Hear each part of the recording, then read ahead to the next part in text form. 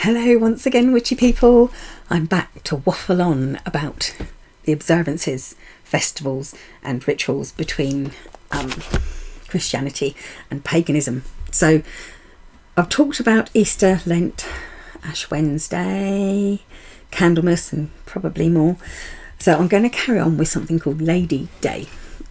Now Lady Day is for pagans a day to honour the crone. It's closely related to Mother's Day, honouring mothers and those who are the mother of the hearth or the family, the older, us crones, the older ladies. So originally, when Christianity started to note Mother's Day, it was to honour the mother church, or like the place where you were baptised, the main church, rather than the actual mother or maternal figure of a family or community. It was the actual church. And specifically, the 25th of March for Christians is Annunciation. And this is a time when, the angel Gabriel came down, appeared to Mary and told her you're going to be knocked up by God. I don't mean that disrespectfully. So this particular date was very useful for Christians because it's 9 months before December the 25th. So that gives them the 9 months of pregnancy between being told you're going to be pregnant and having a child. It's also kind of worth noting that for pagans,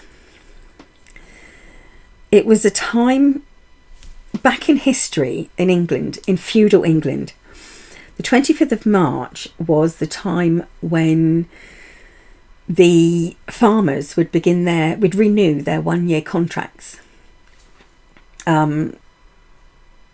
with the landowners for the land and everything.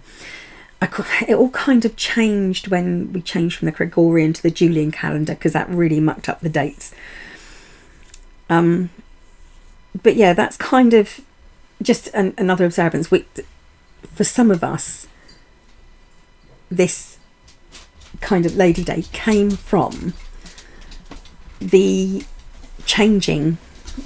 It was like the beginning of the year. It came as a change, and obviously it was thought that maybe when the farmers were trying to get a good deal with the landowners, that they would celebrate by a lot of cooking and celebrating the mother of the family, the mother community, by baking lots of things for them and trying to bribe them into getting a better deal.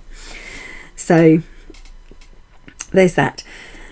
Next, it's going to be a really difficult one for me because I get very confused. So it's Pentecost and the Ascension, or the Ascension and Pentecost. Now, Pentecost falls on a different day each year. It comes from the Greek Pentecosti, I think, meaning the 50th day. And it's celebrated on the Sunday that falls on the 50th day after Easter, I think. Oh, la la. So it's at the end of the Easter period. Now, this year Pentecost was, I've got the dates written down, the 19th of May. Next year it's the 8th of June. And because the Pentecost falls on different days, the Ascension falls on different days, and Ascension this year was on the 9th of May, which is always a Thursday, and next year will be the 29th of May. So let's rewind slightly, go back to because Pentecost and the Ascension are all kind of mixed in. So the Jewish feast of Pentecost, or Shavuot, was primarily a thanksgiving for the very first fruits of the harvest, and it evolved to be later associated with a remembrance of the laws given to Moses on Mount Sinai. The Christian church then used the whole Mount Sinai thing, to transform the Jewish festival into a Christian one by relating it to the belief of the Holy Spirit to the followers of Jesus was the first fruit of the new faith that succeeded the old faith. That's very simply put. That's a real basic putting of it. Because this whole time Pentecost became very popular for baptisms, both at the very beginning, which was Easter, and the very end, which was the Pentecost of the festival. It was named in England Whit Sunday because obviously when you were baptised you wore white and everyone wore white, so Whit Sunday, White Sunday, which is why we call it Whit Sunday in England. So how does this correspond and connect with Ascension? So Ascension is the Christian belief that Jesus Christ ascended to heaven on the 40th day after Easter. No, after his resurrection. Easter being the first day. Now this was once part of the Pentecost, and it was I think it was first noted or first seen mentioned in a work from the Eastern Church historically back in the 2nd century. So it has got origins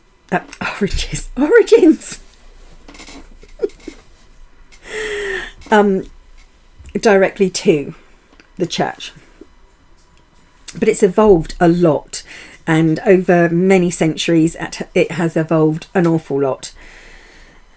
The early Christians, when they observed the rites, when they had the observances of the Pentecost, they were absolutely and intricately combined with Beltane, and it was a fertility rite, so, and a fertility festival, and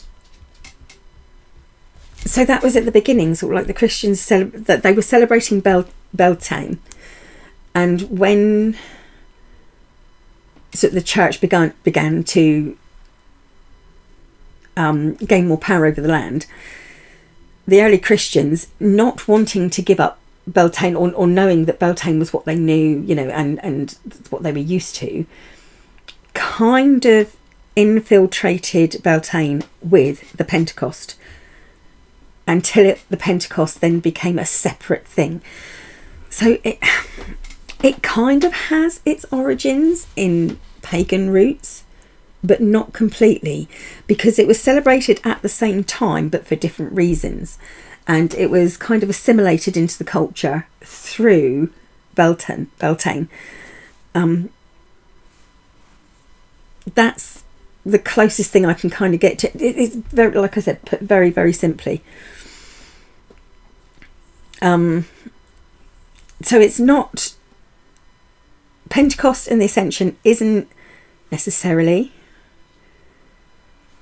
a pagan root, has pagan roots, but it became popular through being mixed with pagans, the same kind of way that a lot of voodoo has a lot of Catholic roots, because that's how they got away with practicing voodoo and practicing their religion and their faiths, through sort of covering it in a layer of Catholicism so they wouldn't be punished for it.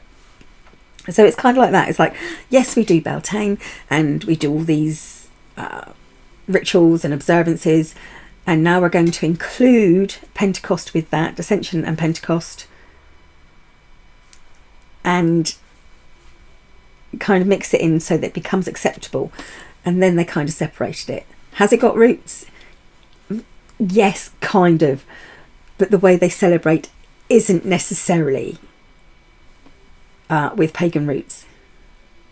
It was just an assimilation thing. Something else that can be noted is that because the Pentecost is part of Easter and has to be counted the 50 days from Easter,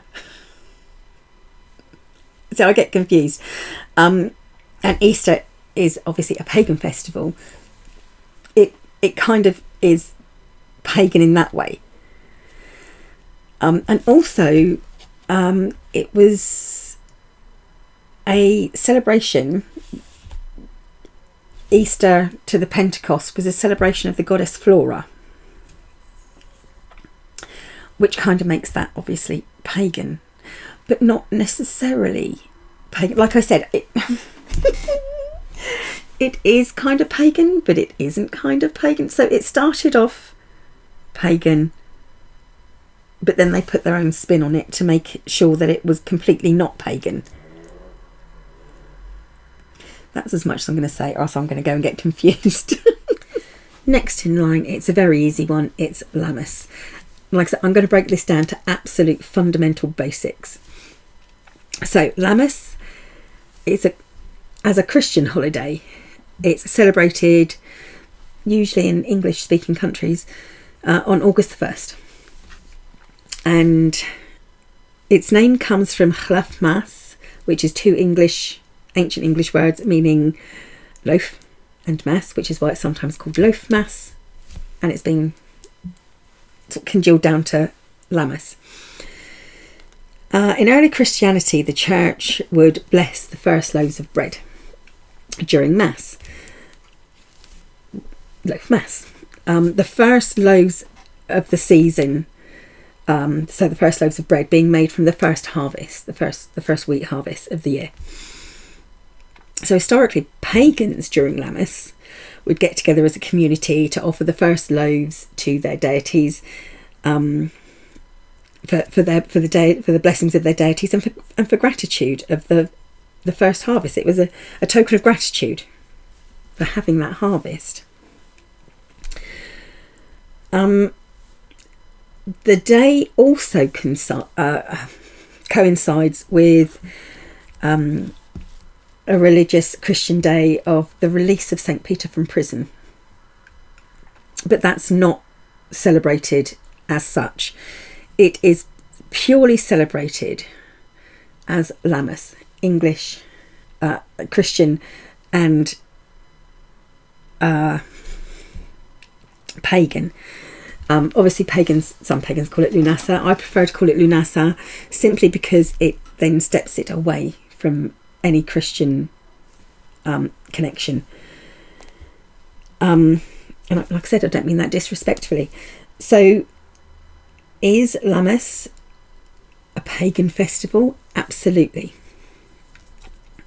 As Christianity began to gather momentum, obviously through the governments and the kings and queens of the time,